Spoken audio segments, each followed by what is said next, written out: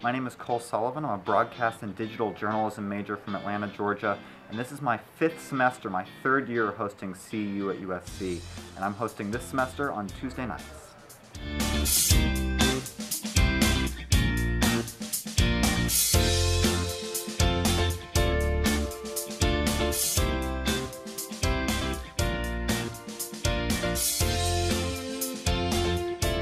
Another thing that's really cool about CU at USC is that it's a new guest every week. So one week I can be interviewing a reality TV show star, the next a really laid-back tattoo artist, the next a chef, the next a doctor. It's all up in the air. Everyone is a new interview, and everyone has a new story that I get to tell as part of this program. It's a really cool experience to see guests who have done TV interviews for other major networks coming to our couches, our set, and saying this is the best experience they've had. And thank you for watching us here on CU at USC. We'll see you next time. I hope you'll be back here at least next week or tomorrow. Thanks for watching CU at USC. I'm Sullivan. Good night. Tonight on CU at USC, we speak with Marilu Guevera. She's the Executive Director of the League of Women Voters of Los Angeles.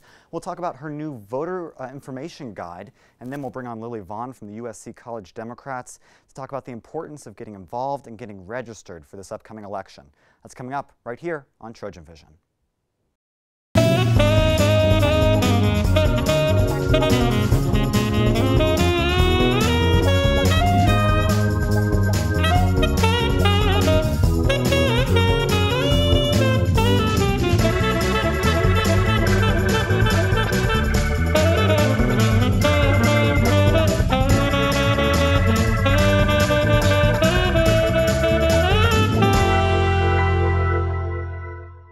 Good evening, everyone. Welcome to CU at USC, a new season of CU at USC.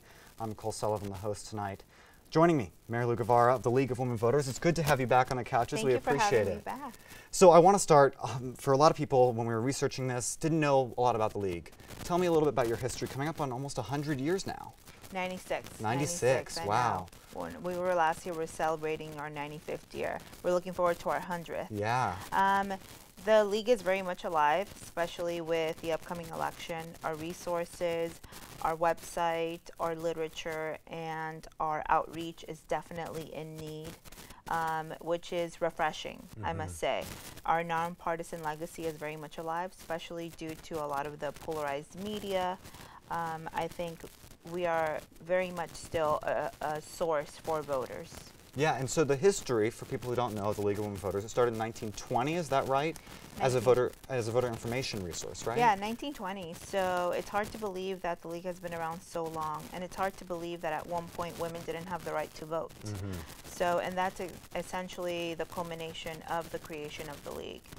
Women had been fighting for the right to vote through the suffrage movement, and the League was formed as a source for many of these women to come together and be able to talk about issues, inform each other about the issues at hand at the time, and also once they gained the right to vote, it also became a hub for these women to be able to reach out to other voters, men and women, and now we're here today, reaching out to college campuses, different communities throughout Los Angeles, throughout the entire state of California and the U.S.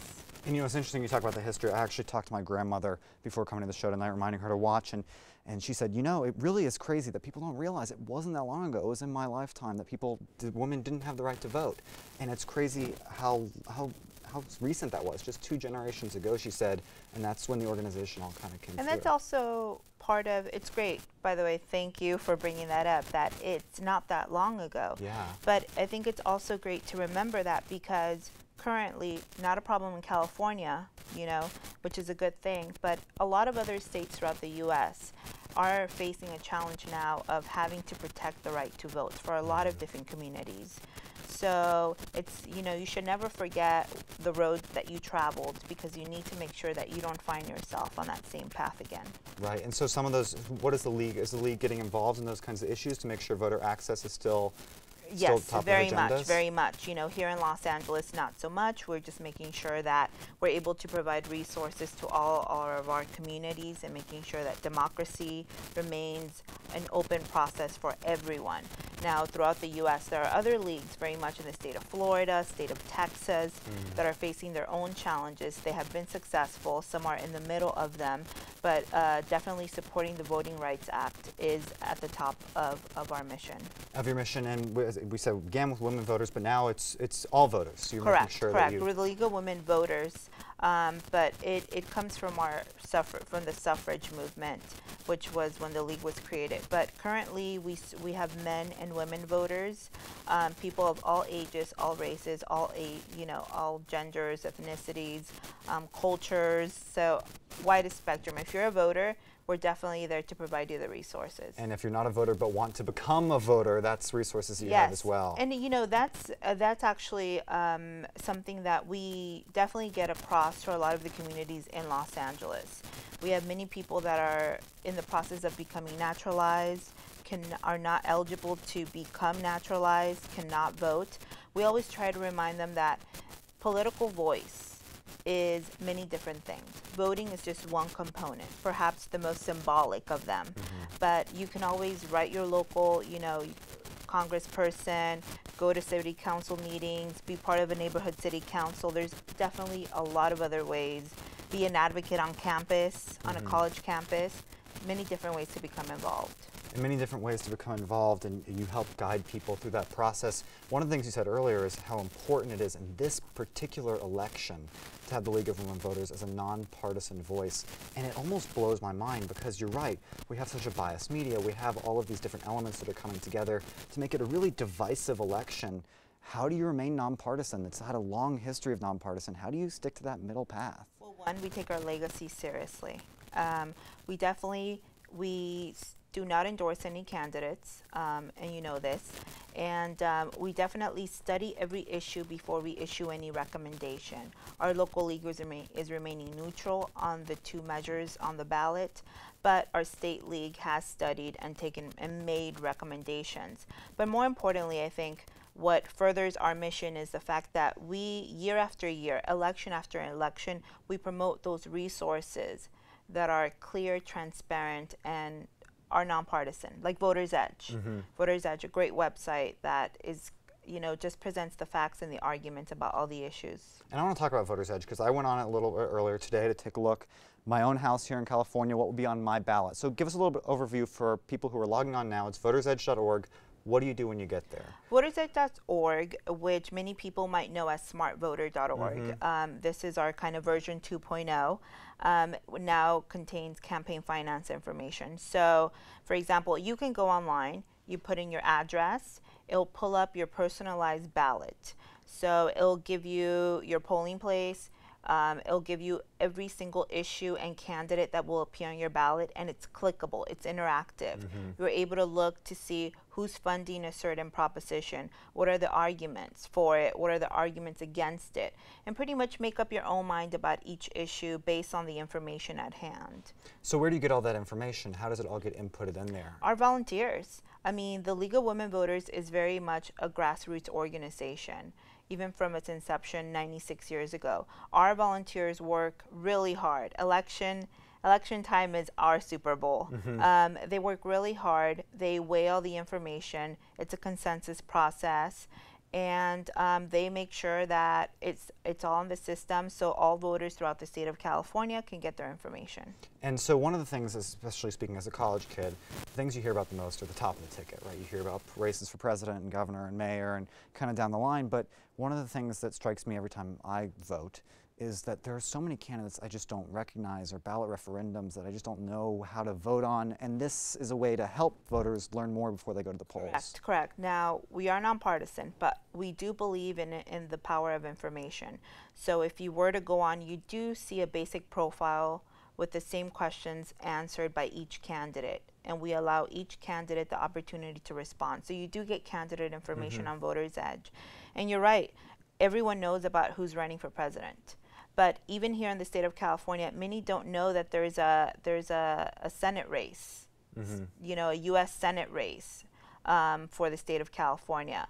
And furthermore, they don't know that there's a county supervisor's race and even more local offices. More local offices, plus one of the things, I'm from Georgia, that strikes me about California is the sheer number of referendums, the sheer number of ballot referendums that appear on the ballot every year. And you also have guides on those, a little bit of information on those as well. Correct. In our local league, along with Voters Edge, we also have a hard copy guide called the Voter Guide that covers not only the state propositions, but also the county and city measures. In total, there's about 24 issues, including propositions and measures, that voters are going to be asked to vote on. 24. 24 is a lot. 24. Because, you know, if you go to vote on November 8th and you say, you know, I want to vote for Donald Trump or I want to vote for Hillary Clinton, you're not done after that. There's a lot more that comes in the ballot. And I think that's what, and, you know, thank you for your program for providing this platform, because that's what voters need to know. They need to know what to expect. We want them to not be confused and to make sure that they vote down the ballot. Otherwise, they're casting a vote, but it's not necessarily a complete and informed vote. And that's one of the things that I think people don't realize as well. It matters who's at the very top of the ticket. Some of the things that, you know, where the stop signs are in your neighborhood, those things that impact you every single day are from down ticket races, from down ticket candidates. Correct. There's a lot of major issues. Everybody knows about the popular ones, legalizing marijuana, but there's also other issues like, you know, there's some state bonds to fund education, Medi-Cal. You also have the adult video kind of restrictions on that. There's a lot of education and a lot of health. Including there's a transportation bond. And these ones are all more complicated than, you know, legalizing marijuana as a yes or no. It's pretty clean cut for a lot of people. To some, yes. Yeah, but the other ones, you have to sort out whose side is on, you know, who's on what side and who's funding all the ballots, and that's information that Voters Edge can. Yeah, that's where Voters Edge comes in, and you know, they can definitely, votersedge.org can be accessed through our website or directly at Voters Edge website. So what are some of the other programs besides this Voters Edge program, which is available in California right now, and then 2 other states, I think New York and one other I saw on the website, but what other programs does League of Women Voters in Los Angeles do? So currently, of course, most of our activities are focused on, you know, surrounding the different aspects of the election. We definitely have local presentations that we do on the ballot measures. So if you have an organization on campus or one of your parents, you know, has an organization that they're a part of, we can definitely send a speaker and they'll speak about the ballot in a very pros and cons way. So that's like if you were to have a meeting of a club or something and you know you want to get politically involved but want to know more information, that's a great resource for you to have. That's a service that we do to the community. Additionally, we're also doing a lot of get out the vote and voter registration efforts across all the LA high schools. We've done this fall after fall. Last year we registered over 5,000 high school students. Wow, and because you know, people when they register they're halfway there to voting, and that's really important. The for more a lot of people that are registered, the more likely we are to increase our voter turnout. So there's definitely a momentum that we want to follow through into next year's local elections. And I want to talk about voter registration. We have Lily Vaughn from the USC College Democrats on, because I know they do a lot of programs as well, but I don't think you can say it enough. What are the key dates people need to know for voter registration here in California? You definitely want to be registered by October 24th in order to vote for the November 8th election. In addition, you definitely want to make sure that if you're a vote by mail status, if you want to continue that way, that you... And that's people like me. I'm from my home state of Georgia. I'm still registered at home. I need to request my absentee ballot. Coming up very soon. Correct. If you're a permanent absentee voter, then if you want to change to vote at the polls, you need to re-register. If you change your name, you need to re-register. Change of address, you need to re-register.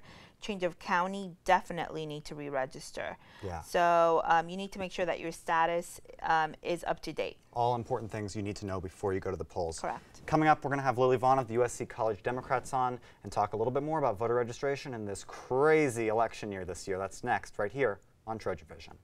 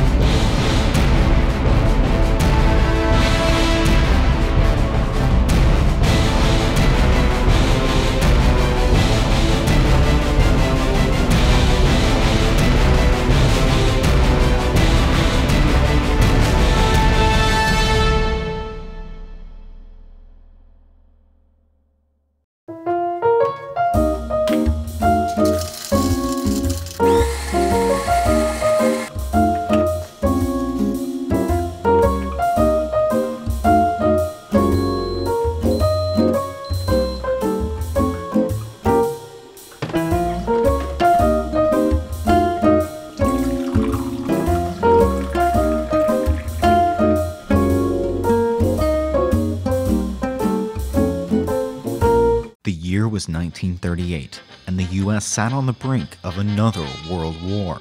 The American people looked for diversion from the trials and tribulations of a new century and its new problems. In 1940, President Franklin Delano Roosevelt authorized the release of an entirely new form of entertainment. Today, a hope of many years standing is in large part fulfilled.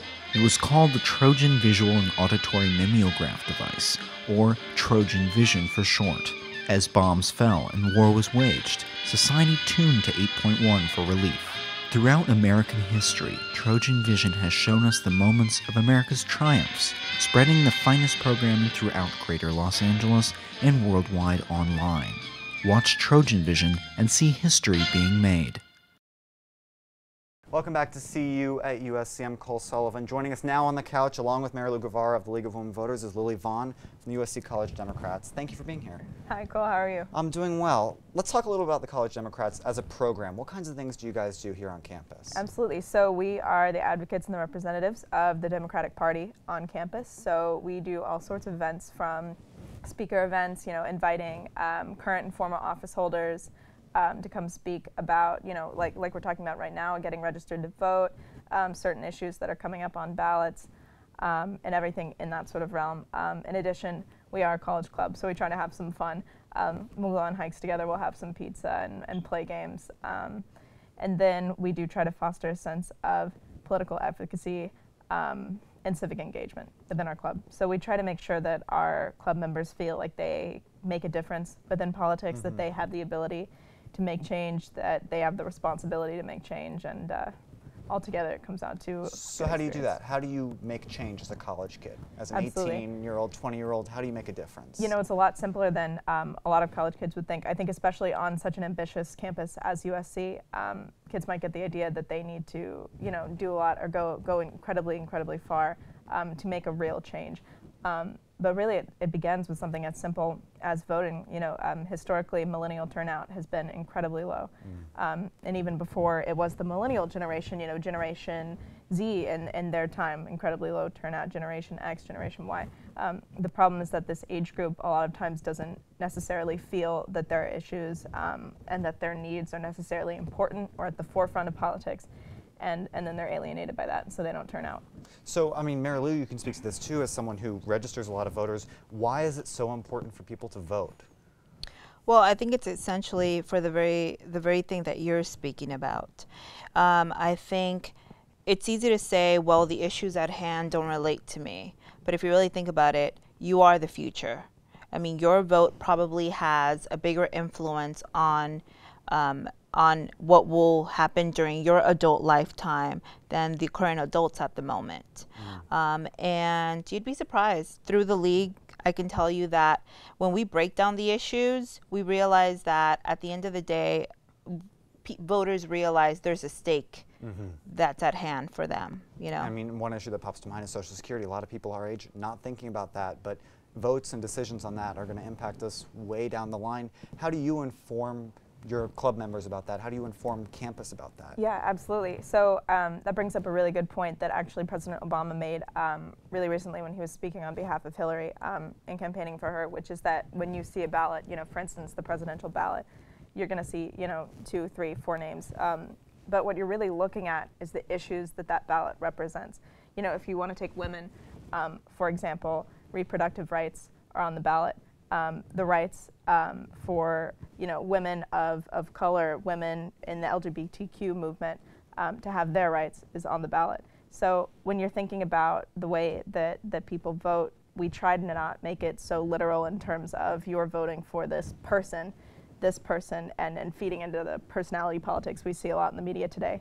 We try to make it issue-focused and information-focused so that when a student goes out to the polls and they want to vote for Donald Trump or they want to vote for Hillary Clinton, they're voting for the issues and the take on those issues that candidate represents that most align with that student's cultural values and feeling about where they want this country to be going.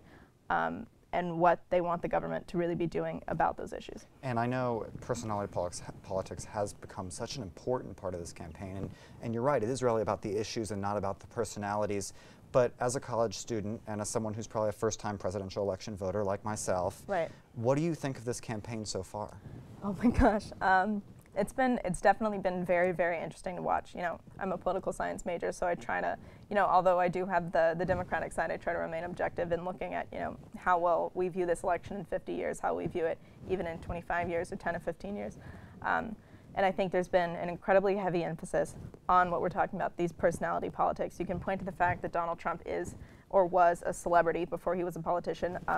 Usually presidential candidates, especially from the Democratic Party, are not in the forefront of politics before they run. For instance, you know, not too many people had heard of Barack Obama before he began his presidential election, but Hillary Clinton has been just battered in mainstream politics. She's been Secretary of State, she's been the senator from New York during the 9/11 era.